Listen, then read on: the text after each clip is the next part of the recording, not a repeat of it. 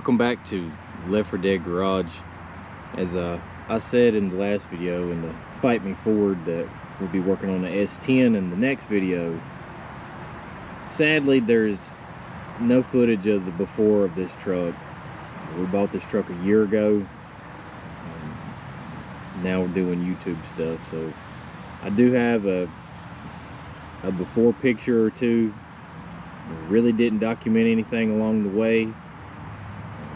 This was another truly Left 4 Dead truck. It was behind a house about 5 minutes from my house. It had been sitting for over a year. I do not remember why it was sitting. I was too focused on the other car that the guy had back there, so I didn't even think about why it wasn't running until I got home. Still don't know what he told me, because all I did was put a battery in it. Battery and a little bit of fresh gas. It started on the trailer and it's been running since. I wet sanded this truck with 1200 and 1500, and then went back and buffed it with Meguiar's and just a rotary polisher. I do not really know the ins and outs on proper buffing, and a lot of the blue, some of the blue burnt through, some of the silver burnt through, but it was thin. Like, there's just nothing I could do. But I mean, this is my son's truck. He's 16. For a first truck, you just can't go wrong. I mean, of course we lowered it. It's got a Beltec kit on it. I think it's the 5.6 kit. It's springs, spindles in the front, and springs and blocks in the rear, and it came with shocks. It's got Trans Am GTA wheels on it, 16x8 all the way around. They do not work well. This is these wheels will not stay. But for the time being, they'll have to be here till I find something else, or he finds something he likes better.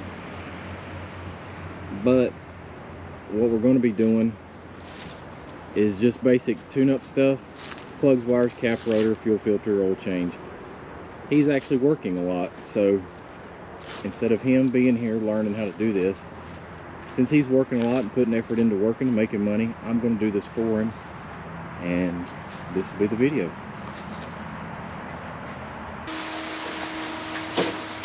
Alright, well, we got a bunch to do. Got plug wires, spark plugs, cap, rotor, oil and filter, valve cover gaskets. Nobody stocked a fuel filter. Strange. So I have to go back in the morning to get that. But like I said, this is my oldest son's truck. He is dedicated to working, which is fine, making money. So I'm going to take care of this for him. There's several other projects he can be a part of to do plugs, wires, cap, rotor, all the other fun stuff. So we're going to get started on this. Try to get everything done tonight but the fuel filter. That way tomorrow I can jump on another project. And it's not going to be very exciting doing this stuff. But tomorrow we will finish buffing the truck. I forgot that the roof was not buffed. The back of the cab and the wiper cowl. So I can show you how dead the paint was on the wiper cowl, the back of the cab. I believe the roof of the truck, yeah, it's been wet sanded. So we'll jump on that tomorrow in the daylight video, a little bit of that, and I'm going to show you how dead it was and how much it did shine. Actually, how much it is shining. Now there's two other steps I need to do to this: another compound and then a wax. Hopefully the wax will keep it from going back flat again. I mean, it's going to be a battle. It's going to be a constant maintenance unless we sprayed it clear, but most of this is original paint. So, but this truck only has 116,000 miles on it. Unfortunately, it has a 2.8, but for me, having a young driver, it's going to be great, because to get a speeding ticket above 55 miles an hour in this thing, I'd be impressed. Not that I'm saying that's a challenge, by no means. Well, no tickets for him. But it is a solid truck. It's perfectly slow, which is good for me, bad for him. Later on, we'll probably LS swap it, but until then, the 2.8 stays. So I'm gonna start getting this tore apart.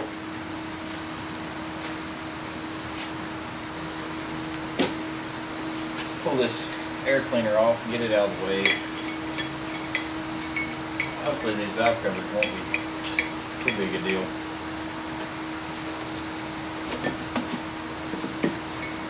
Unplug this match sensor.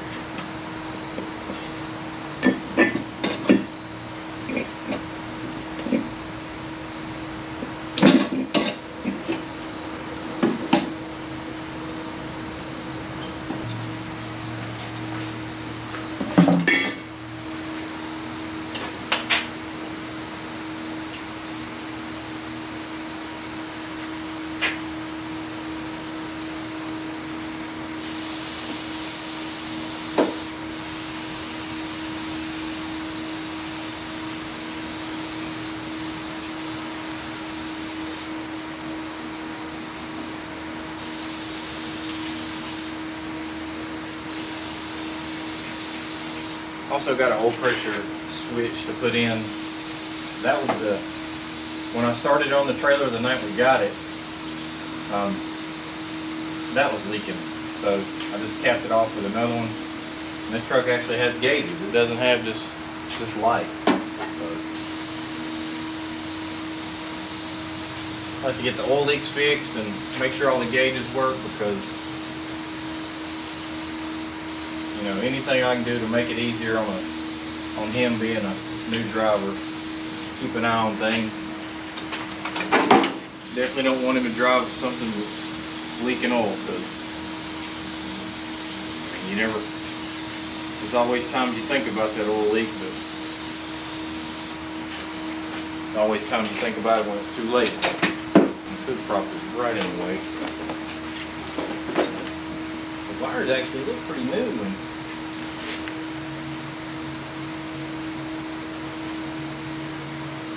they're even numbered.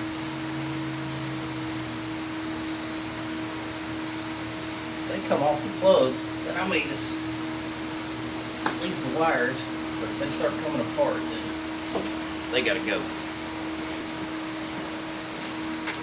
Like I was saying, this is a local to me truck. And as far as I know, 90% of its life was one family. And actually anybody that's went to high school where I live, I didn't go to high school there, but anybody that's went to the high school that's closest to me knows the truck and knew the guy that drove it, since he was the soccer coach. And then, from what I understand, he had two daughters that drove it to school as well. So several people have already spotted the truck.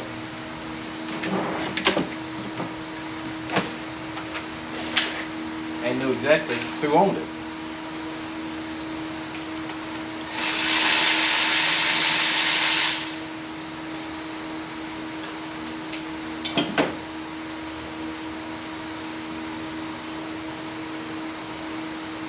Looks a little lean.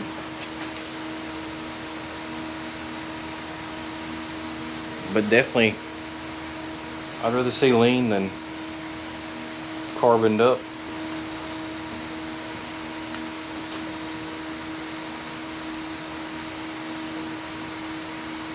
I always anti-seize them, and I always use NGK.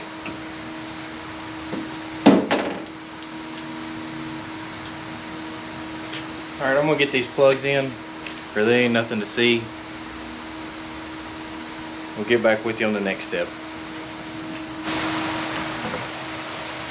I don't know if you can see in there. This cap looks like very, very low mileage. So I think what we're going to do, I'm just going to put this stuff back on, because I just don't see the need. Probably the easiest spark plug I've done in a long time. Everything was right here. I'm going to have to jack the truck up so I can reach everything because it's so low, but I guess we'll just We'll return the wires, the cap, and the rotor, and save a few dollars. Worry about this later, because I see absolutely no reason whatsoever to change this. Put this back on, throw the wires back on. This will move on to the valve covers. Well, the plugs are done. Hopefully this valve cover will not be too much of a disaster.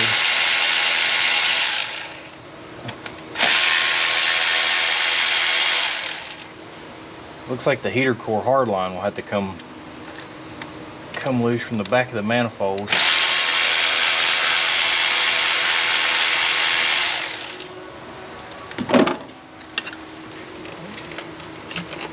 The power brake vacuum had to unthread from the throttle body. They are serious about brake vacuum. All these tiny little vacuum tees. This truck's only 31 years old. This stuff kind of worries me.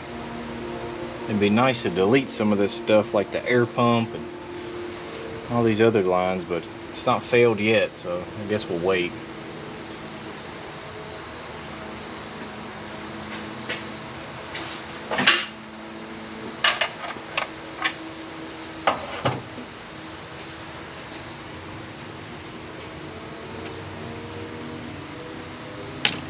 Probably should have got a PCV valve. Looks pretty hashed. I might be able to spray it out.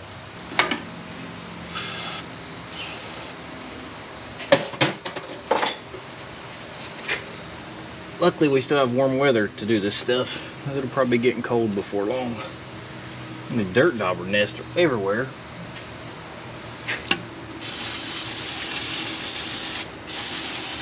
To get that out of there before I pull the valve cover off. Feel the cylinder head full of red clay. I guarantee I'll have to remove that and bolt it from the manifold and this big nut back here.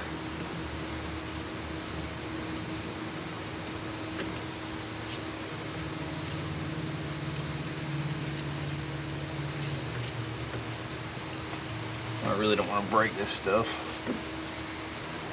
As soon as we get this truck situated and the Ford, then hopefully we'll be getting into some more exciting stuff. I know this is pretty boring. Not really where I want the channel to be, but this is what we got to work with at the moment. But we'll get there. I don't have my camera help with me tonight, so I'm having to do this the best way I can, propping the GoPro up on stuff.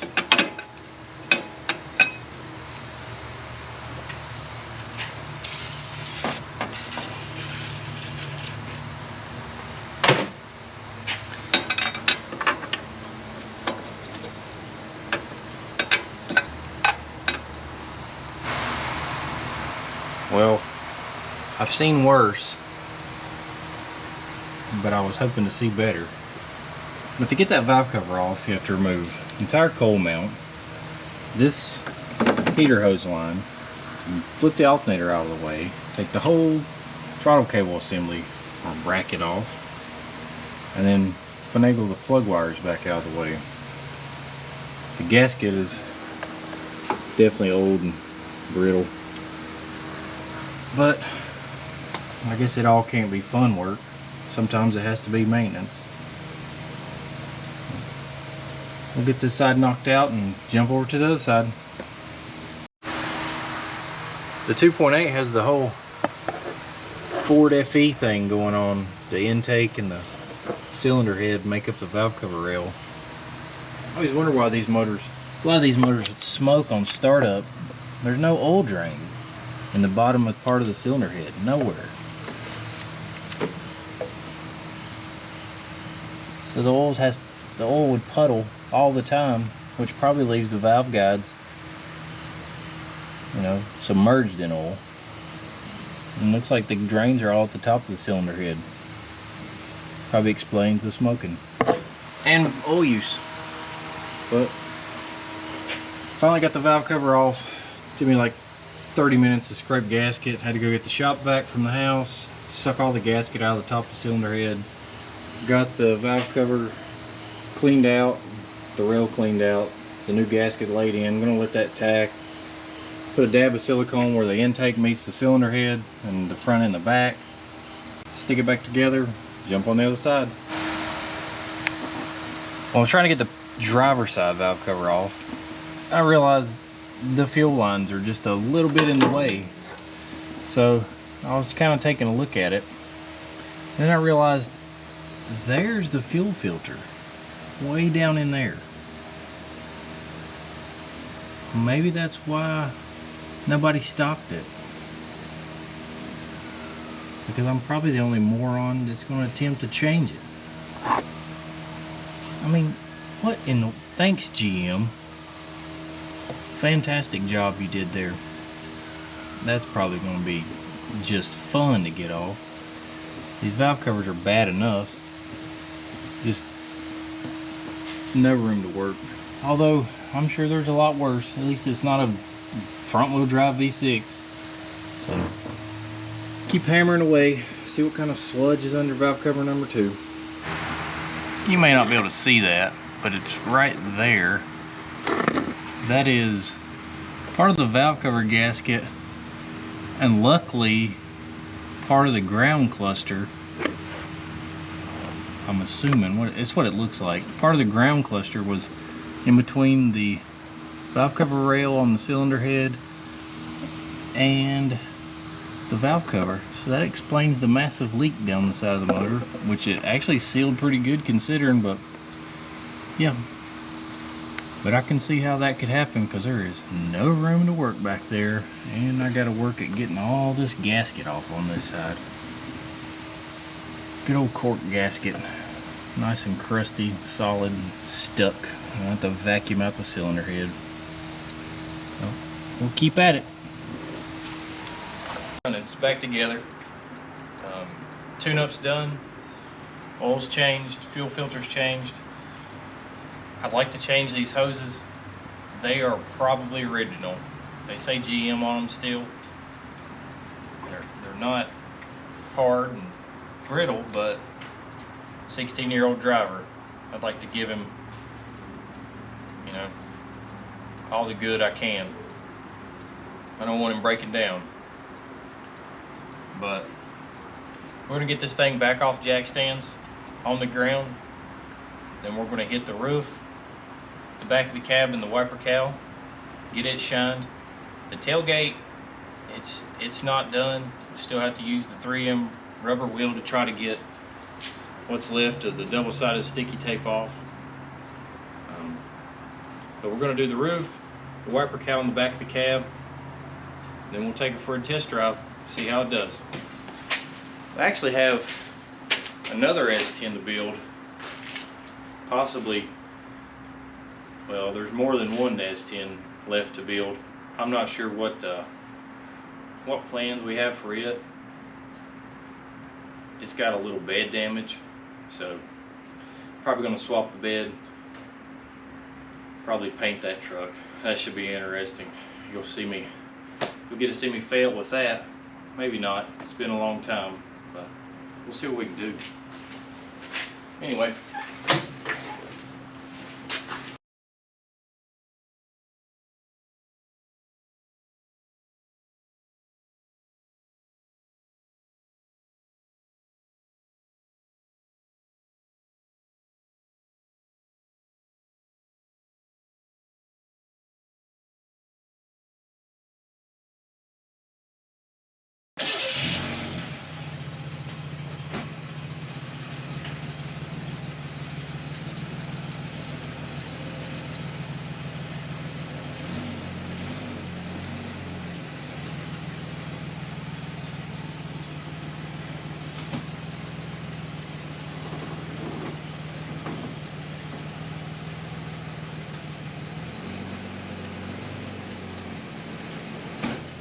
all right, we're going to see if we can get this roof finished, a couple other things.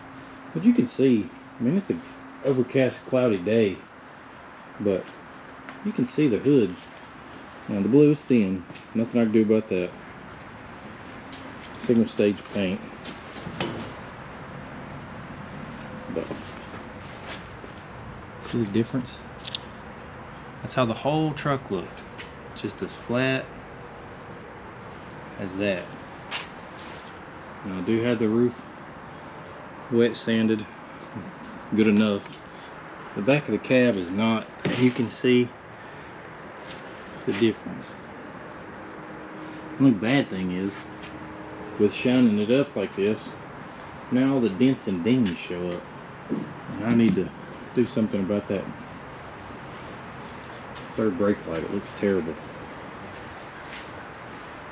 But I think this truck will be the learn how to do paintless dent repair. So well, let's get this thing shined up. In about 5 seconds, every detail guy I know is going to develop an eye twitch. Don't worry guys, I know, this is bad news. But I watched YouTube, so I'm a professional now. The rotary polisher. That's right. We're gonna go easy with it. And if it was anything else, like the motorcycle or my Suburban, I definitely use the orbital polisher. But for today, the DeWalt gets to go.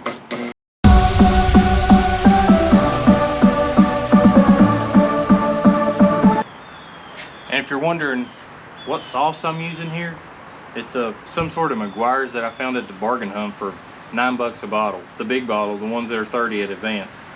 So yeah, that's what I'm using. And I think it's the 205, the heaviest cut, which is probably a bad idea because that just removes more material. But back to the eye twitch.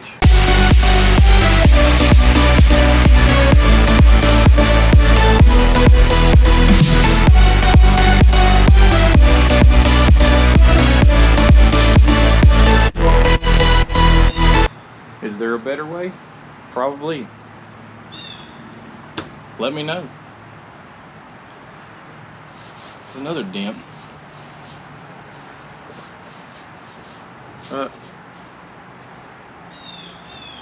It was just a truck. That's all it ever was. Now it's more than just a truck. But we'll keep shining, see what happens.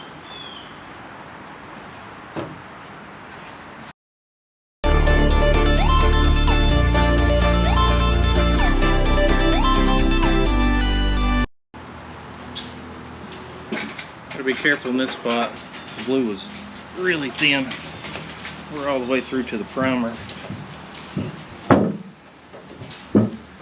But I think when you buff a C10 through the paint into the primer, I think that makes it worth like $15,000. So, I mean, you know, or if you look at that that way of thinking, hey, we've just increased the value by burning through the paint. It works for C10s.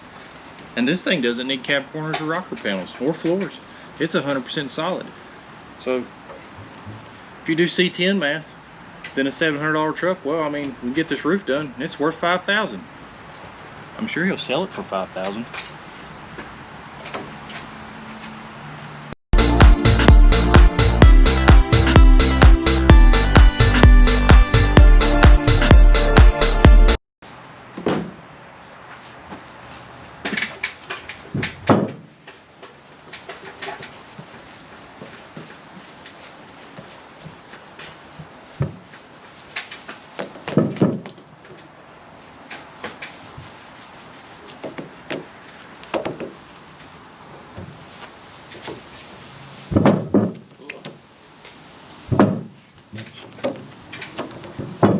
Roof sheet metal is so thin, and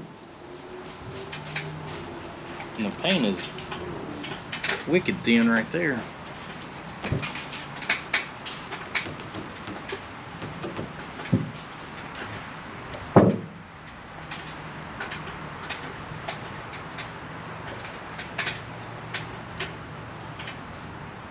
Maybe it'll be a little better on that side. We do have some rust spots probably treat those, do something about it.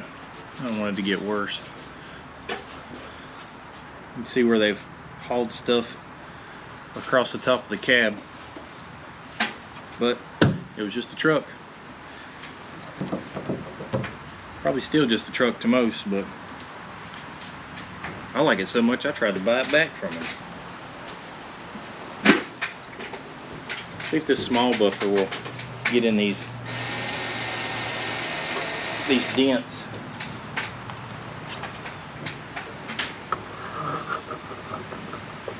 Got some low spots here, and then it's so thin I don't want to use the big buffer, so we'll try with this buffer.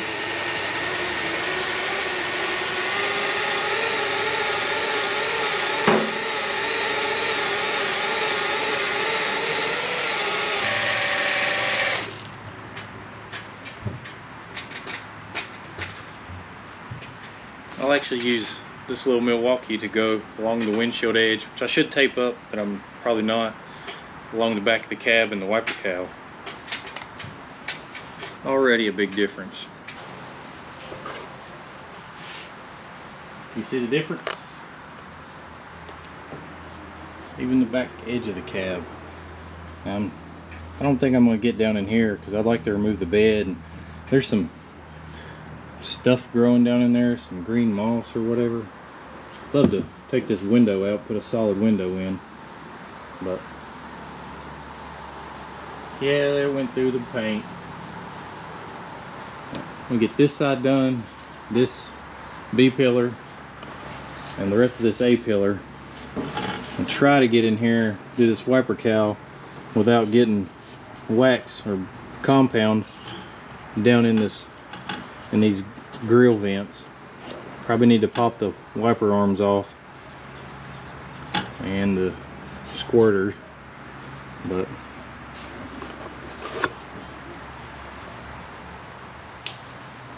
what a difference, what a difference.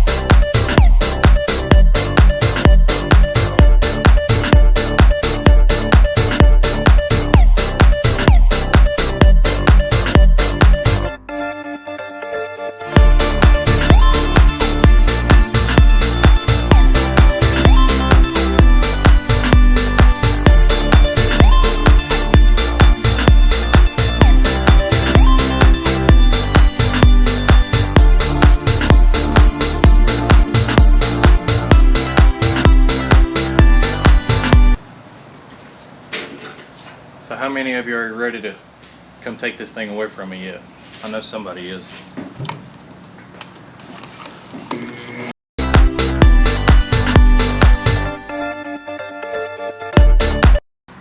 I'm not sure how many worthless dead paint jobs I've buffed, but it hadn't been very long that I actually got a machine or machines to do it.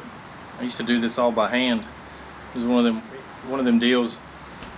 A quarter of the way into it, you regret never starting, but you can't stop. You just got to keep going.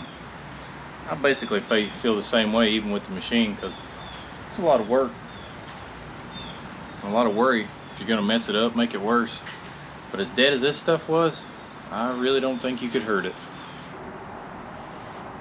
Look at that C10 value increaser shining through.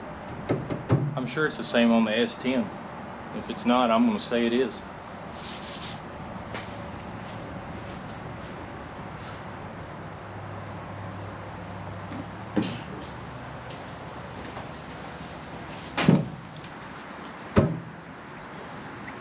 I'm gonna finish this up. You've seen enough, I imagine. But I really think the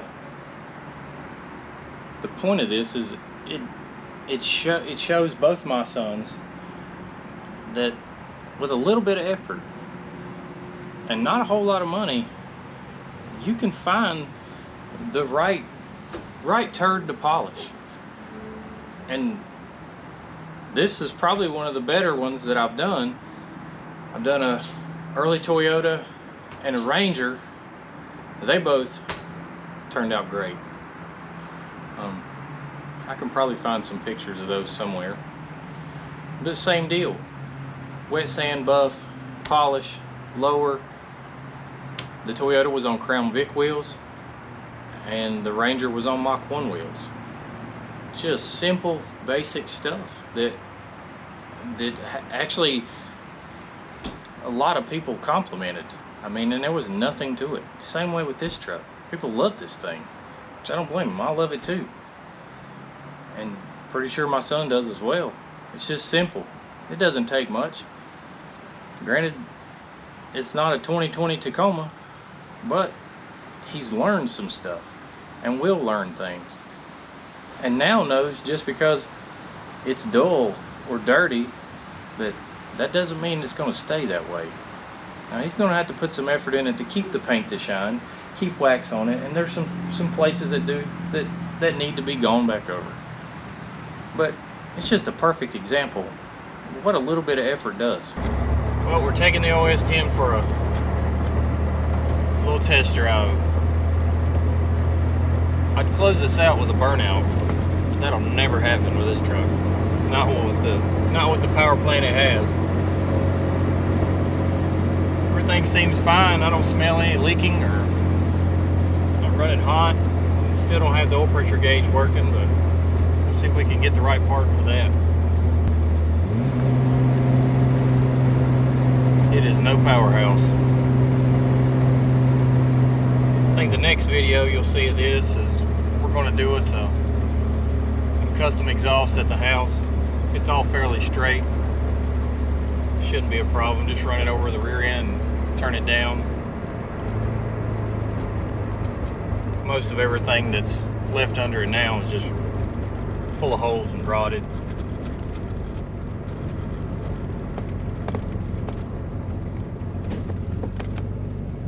But if you like this content, want to see more of it, I'd really appreciate if you like and subscribe. We're still on track for trying to get one video out a week.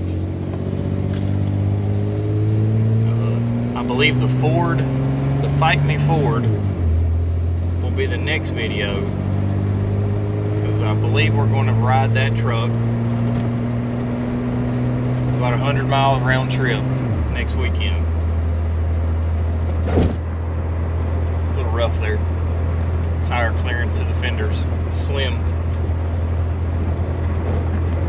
But like I said, I'd appreciate it if you like and subscribe. And we'll see you on the next one. Thanks for watching Left 4 Dead Garage.